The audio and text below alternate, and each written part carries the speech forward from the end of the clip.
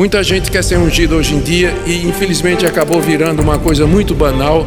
Eu já fui pregar em determinadas igrejas que quando eu subi no púlpito, fiquei com a impressão de que aquilo era usado durante a semana, coisa que eu não vejo nenhuma base para ser feita no culto pelo pastor. E ele nos dá essa unção por ocasião da nossa conversão.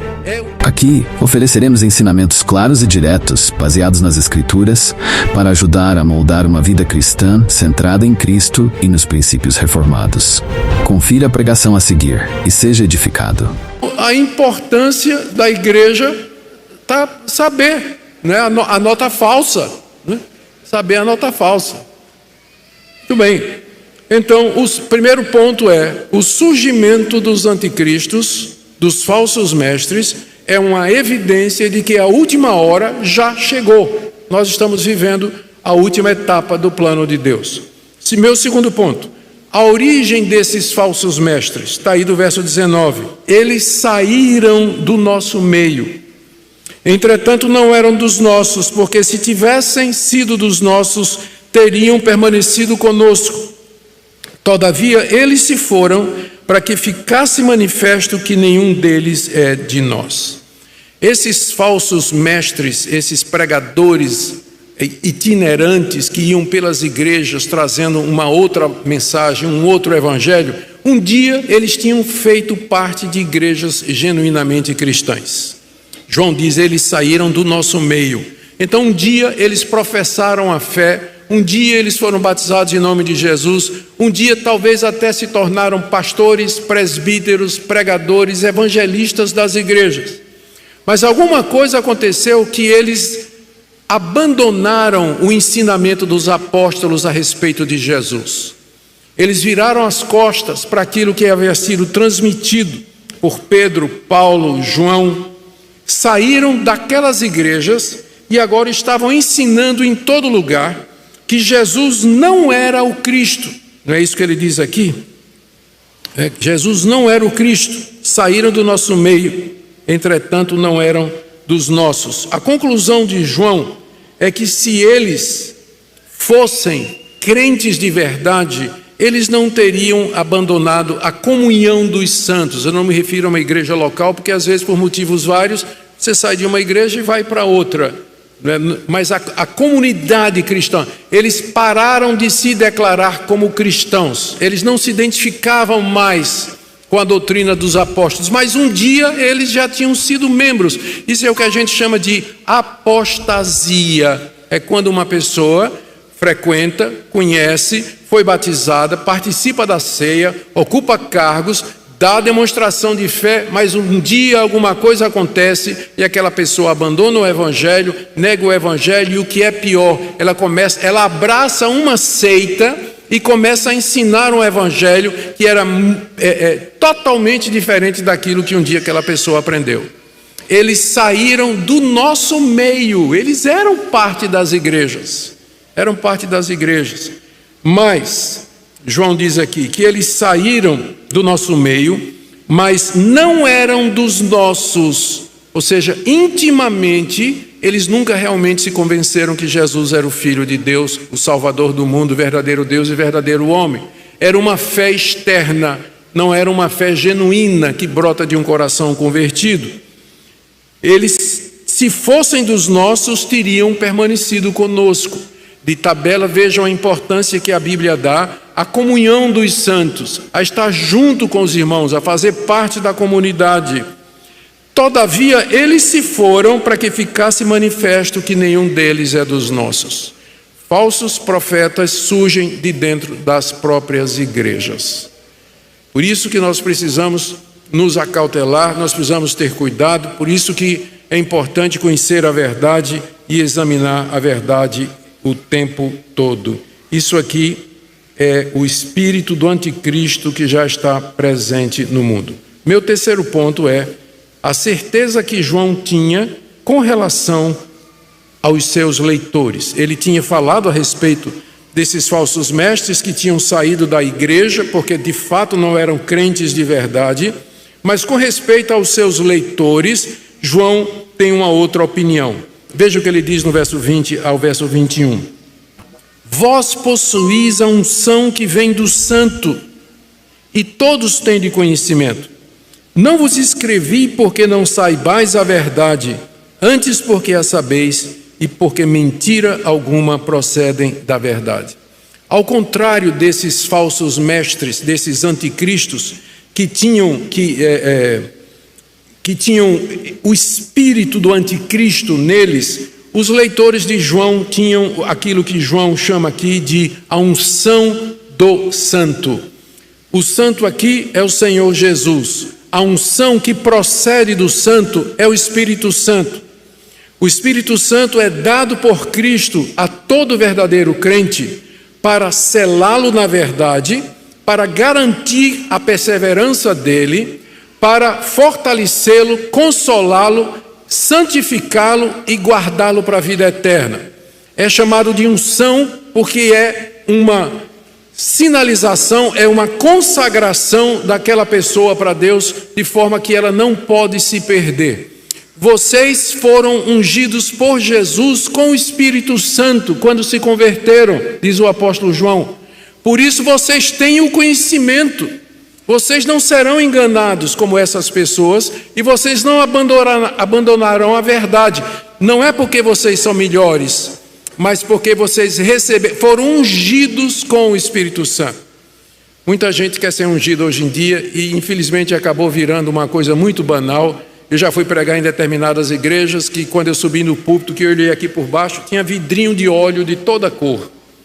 Eu fiquei com a impressão de que aquilo era usado durante a semana para ungir gente, para ungir carteira de gente para ganhar trabalho, para ungir identidade da mulher amada para que ela voltasse para casa, certidão de casamento, enfim, ungir doente, ungir essas coisas todas, coisa que eu não vejo nenhuma base para ser feita no culto pelo pastor. Não vejo qualquer fundamento disso. A unção que nos interessa é a unção que o Santo Senhor Jesus nos dá. E Ele nos dá essa unção por ocasião da nossa conversão. É o Espírito Santo que habita em nós, que sela, que dá a verdade. O próprio Jesus disse, quando o Espírito Santo vier, Ele vai guiar vocês em toda a verdade. Ele é o Espírito da verdade em contraste ao espírito do anticristo, que é mentiroso e que ensina aquilo que não é da parte de Deus. Então vocês têm a unção que vem do Santo. Todo crente verdadeiro foi ungido com o Espírito Santo, consagrado para Deus e tem conhecimento. Ele sabe instintivamente, intuitivamente, ele sabe a verdade, ele conhece a verdade. E ele não pode se afastar da verdade. João diz no verso 21, a razão porque ele está escrevendo. É como se dissesse assim, João, então, mas se isso é verdade, se nós temos o Espírito Santo e o Espírito Santo nos traz conhecimento, nós não precisamos de mestres. Nós não precisamos de quem nos ensine, porque nós já temos a unção que vem do Santo e temos conhecimento. Mas João diz, sim, eu sei disso. Mas eu estou escrevendo, não é porque vocês não sabem a verdade, mas porque vocês sabem. Eu estou escrevendo para confirmar isso aqui. Então, num certo sentido, a pregação da palavra de Deus, a própria Escritura, ela confirma aquilo que o Espírito Santo já disse no coração do salvo. Você é salvo, Deus ama você, você é meu. A pregação da palavra confirma isso. Quando o crente verdadeiro ouve a palavra, ele reconhece isso, ele se deleita, ele se alimenta, ele confirma, a sua certeza de salvação é fortalecida. Não é isso que ele está dizendo? Não escrevi porque vocês não sabem a verdade. Vocês sabem, vocês têm a unção que vem do Santo, vocês conhecem a Jesus, mas eu escrevi porque vocês sabem. O que eu estou fazendo é confirmando aquilo que vocês intimamente já sabem, porque nenhuma mentira jamais procede da verdade. Seja a verdade de Deus que está no coração de vocês, ela não vai produzir a mentira para que vocês se apostatem e vocês saiam do meio do povo de Deus, porque vocês têm a unção do Santo. Eu sei disso, eu estou escrevendo somente para confirmar isso aqui. Essa é a razão pela qual a Bíblia foi escrita. porque através dela nós temos conhecimento da verdade, confirmação, consolação na verdade que Deus já nos ensinou.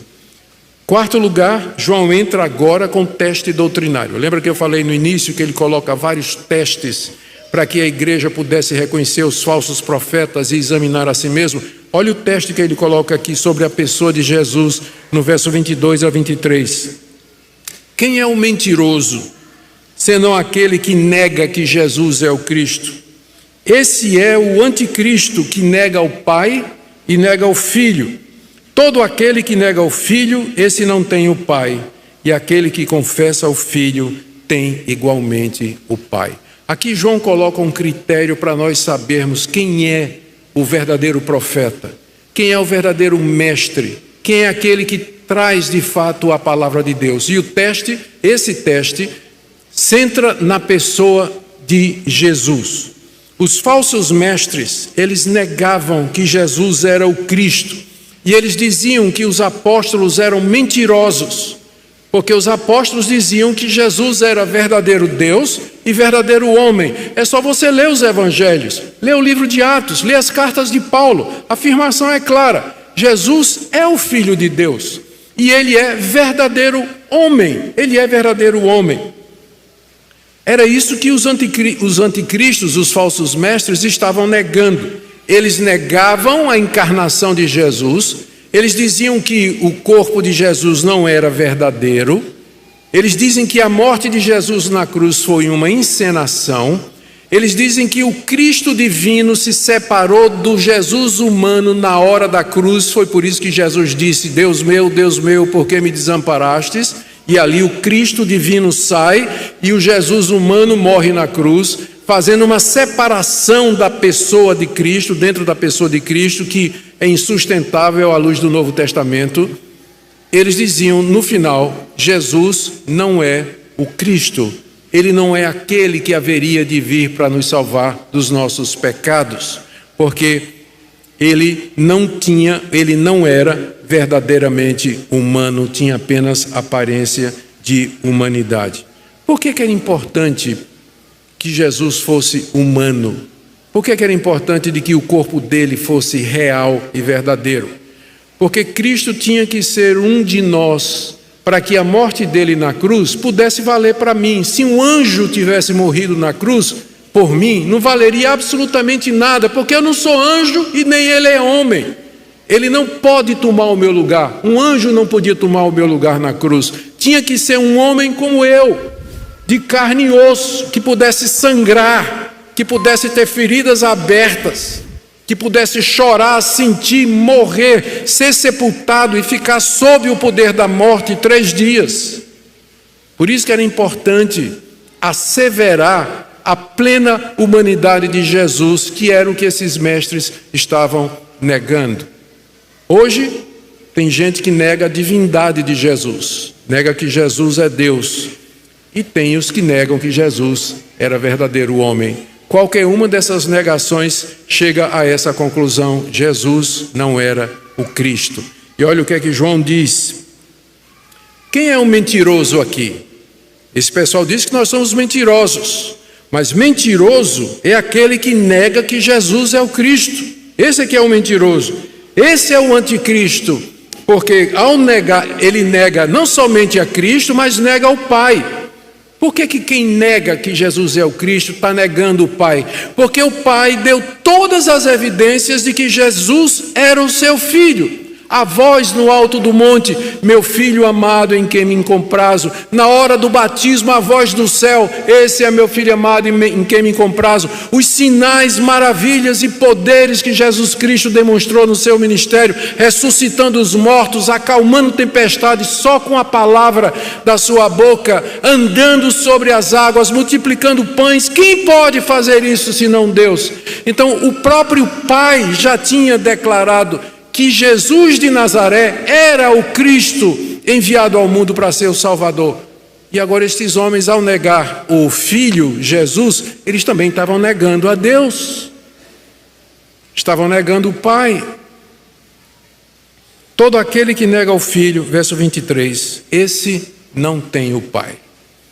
Quem conhece o Pai, quem conhece a Deus, vai reconhecer que Jesus é o Cristo e vai receber Jesus como enviado de Deus, o Salvador do mundo. Mas quem nega a Jesus nunca conheceu a Deus, porque Deus só tem um mediador.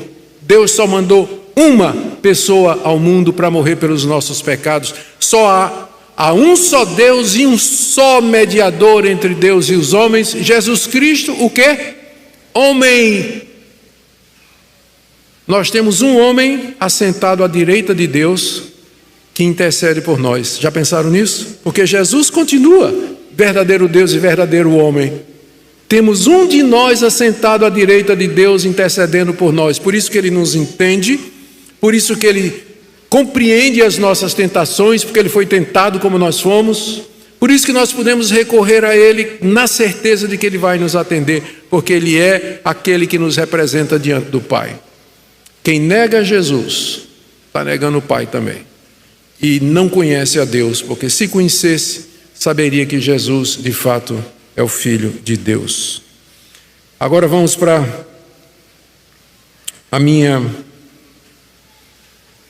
meu quinto ponto, que está aí no verso 24 até o verso 26. João, então, faz uma exortação para eles, de que eles permanecessem naquilo que eles tinham aprendido a respeito de Jesus. Permaneça, verso 24, permaneça em vós o que ouvistes desde o princípio, quando lá o Evangelho foi pregado a vocês.